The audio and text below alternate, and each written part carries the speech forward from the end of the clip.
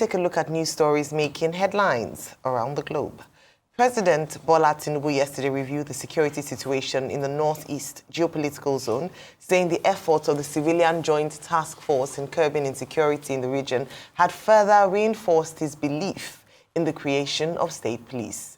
This is coming on the heels of the Northern Elders Forum call on the president to declare a state of emergency in northern Nigeria, citing the extraordinary scale of insecurity and the government's constitutional and international obligations to protect lives. In the same vein, Governor Dauda Lawal of Zamfara State has said that banditry would become history in his state in just 2 months if he had control over federal security outfits, stressing that he is aware of the movements of every bandit kingpin operating in the state.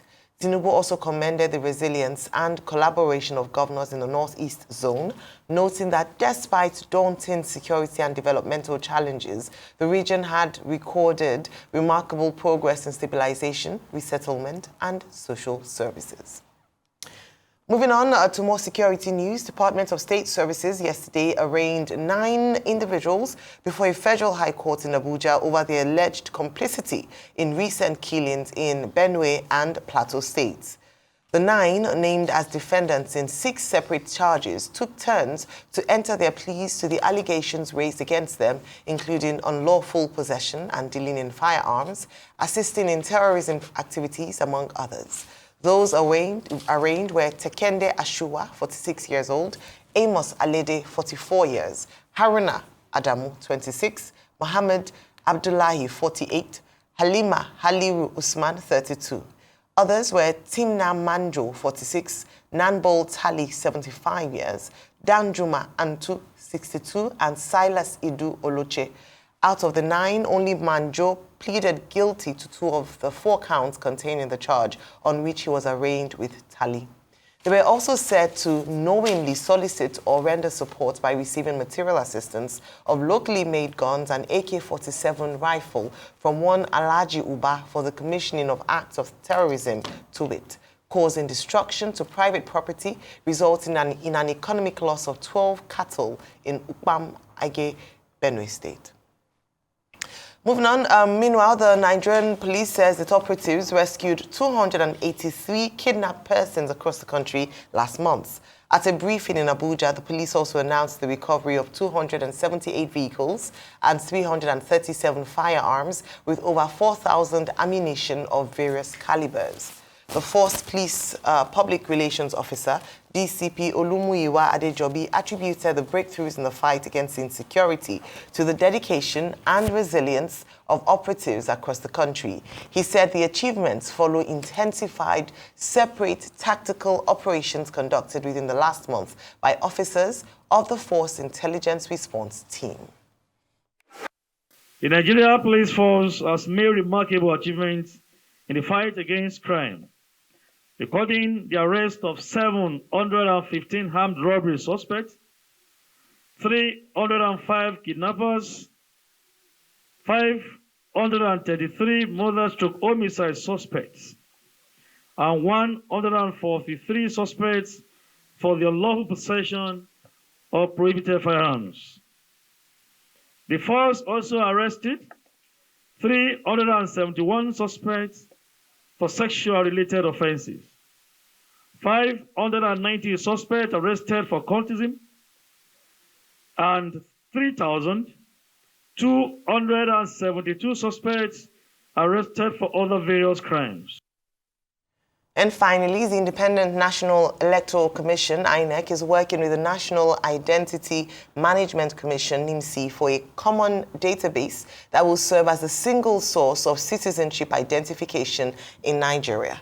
INEC Chairman, Professor Mahmoud Yakubu, who spoke during a courtesy visit by the management of NIMC, led by the Managing Director, Engineer Abisoye Koka Odushote, said the time has come when the National Register for Voters may draw from the Citizenship Register, as is the case in many jurisdictions around the world. He added that in furtherance with their collaboration, NIMC is deploying its officials to some of INEC's registration centers during the ongoing nationwide continuous voter registration exercise. According to him, the idea is to provide more Nigerians who are yet to enroll for the National Identification Number, NIN, the opportunity to do so. All right, Rufai, number of stories, some positive news in the area of security, the arraignment of suspects in the Benue Plateau killings in recent times, the president coming out to talk about the efforts that have been made in ensuring stability and security across the country, particularly in the north. The police coming out to give reports. So a number of stories, and of course, INEC.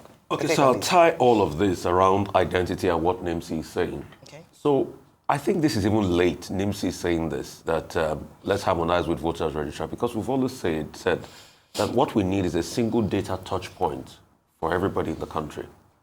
NIN can be the anchor, sort of like what is done in India with the Aadhaar system, and all the other data touch points can be harmonized. The number one thing you need is integration. I have once asked, where is NIMSI data stored? They said it's stored in situ.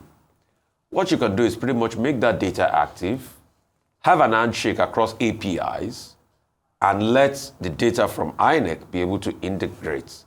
Then you also account for, some irregularities, because definitely there will be some people on the INEC register that might have passed and everything. You sort of like sieve out data. Then also harmonize that with the touch point of your bank verification number, because that's another data set that people have accumulated over the years, and clean up all this data and put them together. If you effectively pull them together, and also your telecoms registration data, anyway, that's integrated with your NIN number. If you pull all this data point number, then you can go one step in fighting security. And identifying people that perpetrate corrupt acts. Take, for instance, through their phone number. But you know where there are data breaches? There are still people in this country that can get phone lines without proper registration.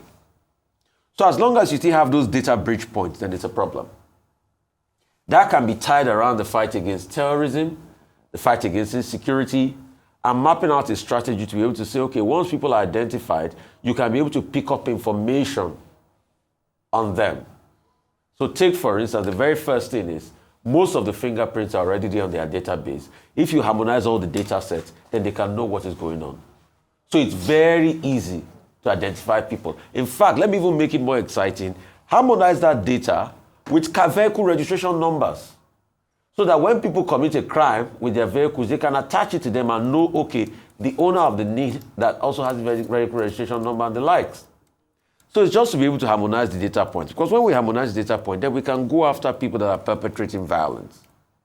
Then we can know the Nigerians and the non-Nigerians that are perpetrating the crime in parts of the East. I mean, in part of the East and part of the Northeast and part of the North in the country. That's one. Number two, as regards state police, yes, we've always advocated for that. But the question we also have is, the political bandits we have in this country, we're now not using for another set of banditry, election banditry. That's just my fear. But yes, the civilian JTF did do some good work. In fact, the civilian JTF was harmonized into some members of the Agro Rangers in the past, and they've been harmonized into many other sectors. But the question I would like to ask is, this new state police talk by the president, will it not be a duplicity of effort? Because in parts of the north, we already have Shigi Kafasa. Here we have Amotekun, which is a form of state police. In Benue the other day, I forget the name of the security architecture. Even Governor Dauda that is talking in Zamfara, we carried the launch of his own sort of like paramilitary arm on TV that gives the role of, intelligence guardians and the like. The question is, will all of these be retained and now harmonized to the new federal structure of state police? Who will they report to? How will it be managed? How is it going to be funded? Anyway, they say there's more funding now for the state governors, so they should be able to harmonize on their funding. Lastly, who is going to provide checks and balances for them? I think that's another prime question we need to be able to answer. And kudos to the DSS on this, arraignment. But does that mean that security problems are over in that state? No. We also need to go through the value chain. Because the attackers that perpetrated mayhem, they were more than 9, obviously. So how can we find out more of these people and be able to get to the end of the matter? All right. Okay, I think that the issues are straightforward. They are not as convoluted. Now, on the question of state police, President Bola Ahmed Tinubu was meeting with stakeholders, I think, is it from Katsina, led by Governor Rada, who led the delegation. And the issue of state police came up. And President Bola Ahmed Tinubu made the point at that meeting that he is impressed with the performance of the JTF, the Civilian Joint Task Force, in addressing the issue of banditry and terrorism. And that, on the basis of his observation, he thinks that the issue of state police is very important. Now, we're not new to the issue of state police. It was a major issue in the 2014 political conference under the Jonathan administration. And that conference decided, recommended, advised that, state police should be the way forward. Now, why is that so?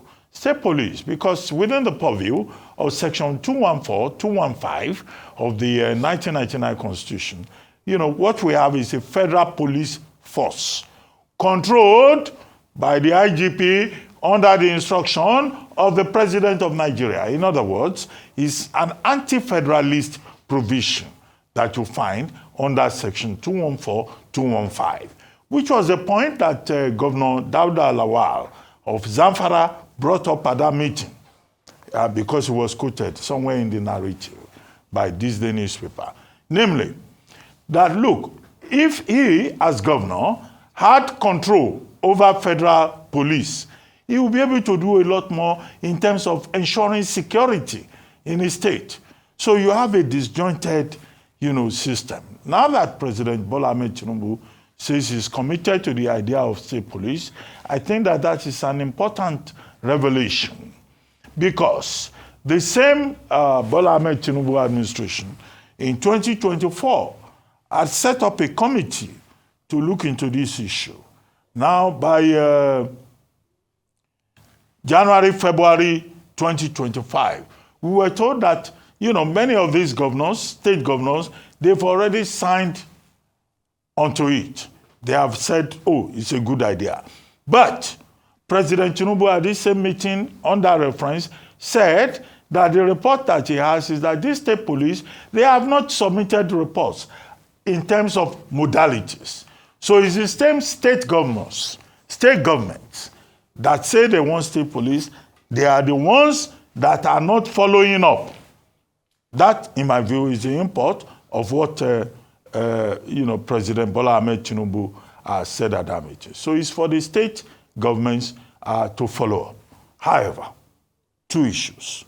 The Nigerian police in the Constitution is called the Nigerian Police Force. Force. In other countries of the world, it is called police service. In the state police that they are talking about, can we have a police establishment that serves the people, that is not a force of occupation, of extortion, of punishment? Two, the other issue about the police is also about funding.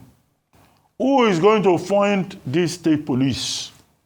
Do the governors have the resources? So there are questions that have not been answered, and I hope those questions will be answered in due course. As for the DSS, arraigning 9 prime suspects, and the police saying they are, arresting 252 kidnappers and also following up. They are doing their job.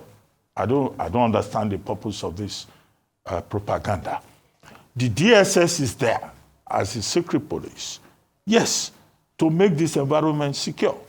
The police, they are there to make sure that people are not kidnapped. Because the function of the Nigerian government is to ensure the security of everybody. So there's no point congratulating them on doing their job. However, what we can say is that an institution like the DSS, for example, under the present leadership, the current leadership, has become more proactive. And so we can commend that. We can say, okay, the DSS suddenly has woken up, after 8 years of somnambulism, of posuism. So it's good to see institutions of state functioning. Because if institutions of state do not function, the people are left in disarray. So that's all you can say about that. As for INEC, INEC says we can provide a national register all over the country. We are collaborating with NIMSI. Yeah, they are doing their job. No Nigerian of voting age should be excluded. So it's not something that INEC can come and be chest beating like a chimpanzee about, like a baboon about. No, it's their job to make sure that persons of voting age are effectively captured. Now, the reference to NIMSI, we have always made the point here that in other countries of the world, there's a single database, either for election or for the other purposes. You have Social Security, you are in the entire database in the United States. It's only here in Nigeria that you have multiplicity. Local government will ask you to register. NIMSI will ask you to register. Civil defense will ask you to register. What do they call them? These transport people. FRSC. They will say you should register. INEC will say you should register. We don't even have a comprehensive database. That should be the long-term objective, not all this episodic chest beating like chimpanzees in the forest. The other point is that the major issue facing INEC is about electoral reform.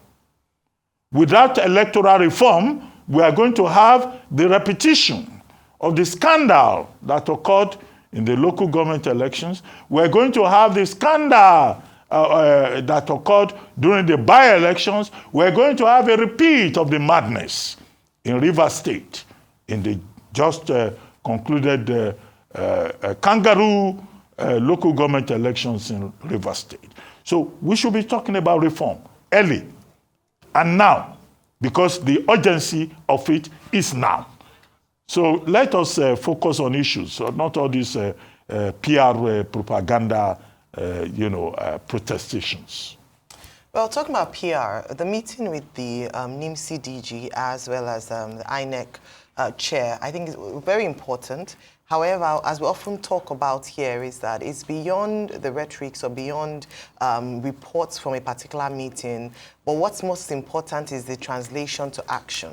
This conversation around the harmonization of data has been spoken about since NIMSI began its NIN move and started going on. In fact, when NIMSI was created, the thought was that finally we would have a base whereby Nigeria's data, we can have a centralized database for Nigerians, as it's done in other parts of the world. And when you have this, it makes it easier, like you referred to, Rufai, to track a number of other things, whether it be in the financial sector for financial crimes, whether it be even traffic infractions. And that's why in other parts of the world, it's very easy, or it makes it easier to catch certain people when it comes to crime, because by just a search of a particular number, you can raise up a track record or a history of the person's activities, right from the moment you're born. So in the United States, you have your social security number, and it remains the same throughout your lifetime. And that is where even your tax records, your health insurance, and different things can be traced to. In the United Kingdom, we have what's similar to what we have in Nigeria, the National Insurance Number, NIN or NINO.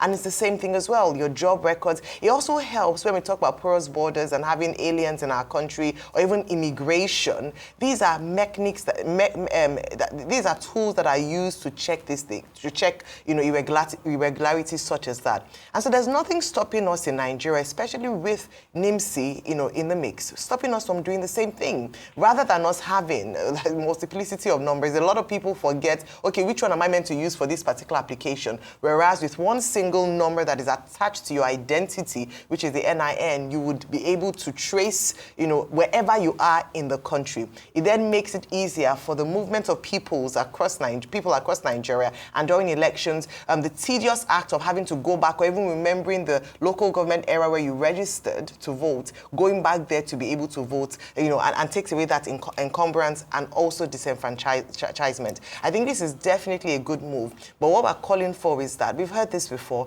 what we're looking forward is how do we then make it work? What are the things that need to be done? Can it be from birth registration? We've heard stories, at least very recently, of the difficulties of Nigerians, whether here or in diaspora, having the opportunity or access to register for NIN. The process in itself is very tedious. Can we simplify the process to enable or encourage more people to access, or to register for their NIN? We've talked a lot about, even harmonizing phone numbers to the NIN. Yes, we recorded a lot of success in that area with more people being captured in the database, but nowhere near enough. In fact, the people who ought to be captured in terms of the bandits, terrorists who still have access to phone numbers have not yet been captured. So there are many gaps in this, but I do think it's definitely a step in the right direction. And if we're able to get it right, at least it would hopefully make more Nigerians not disenfranchised when it comes to election cycle as a result of them not being able to register because they've moved recently or work has taken them to another location or geographically in Nigeria at that point. So we'll be watching to see just how quickly this will be realized, and hopefully we would not be talking about this in the next election cycle as another potential for elections in Nigeria. Now, going back to the security conversation earlier, I think what piqued my attention the most was the statement made by Governor Dauda Lawal of Zamfara State, where he said that give him 2 weeks in supporting the president's call for state police. That if you give him 2 weeks, he'll be able to tackle the bandits in the state because he knows where they are, he knows where they live, he knows their movements, they are going out and coming. And I thought, this is intelligence right there. Before we actualize state police, with the statement that the governor made, can the police, the DSS, can they work with him to fish out the bandits? If he indeed knows where they are and how they move, then what is stopping them from using the information? Does he have to be the chief security officer to work to work with the security operatives to get those people? So what I would like to ask or probe further is that what is then stopping the security operatives from using the intelligence that the government has come out to admit that he has to apprehend these bandits? Are there more things that we need to know beyond the fact that he's aware? And this also goes to show that, as it's often said, that the people know. And so intelligence, when it comes to gathering intelligence, the people, the local community know, because these bandits relate, they trade with them. The people are aware of where they are. Yesterday, during What's Trending, we showed the video of people celebrating and taking pictures with some bandits as if they were celebrities. They know where they are. So what is it seems like we have an intelligence gathering gap in Nigeria, whereby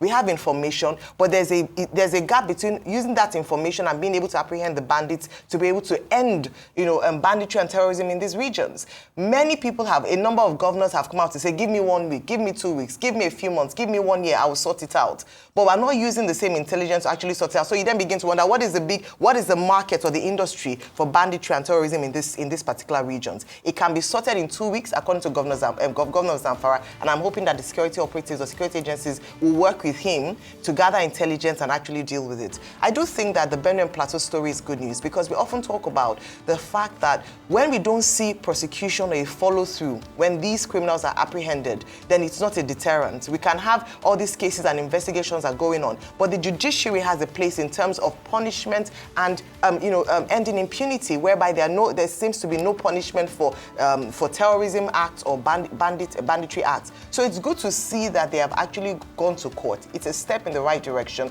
What we do call for is more of this show of following through and ensuring that the security agents are serious about tackling insecurity in Nigeria. But kudos to them at this point. We definitely will talk about good when they do it, and also task them even to do more where it's necessary.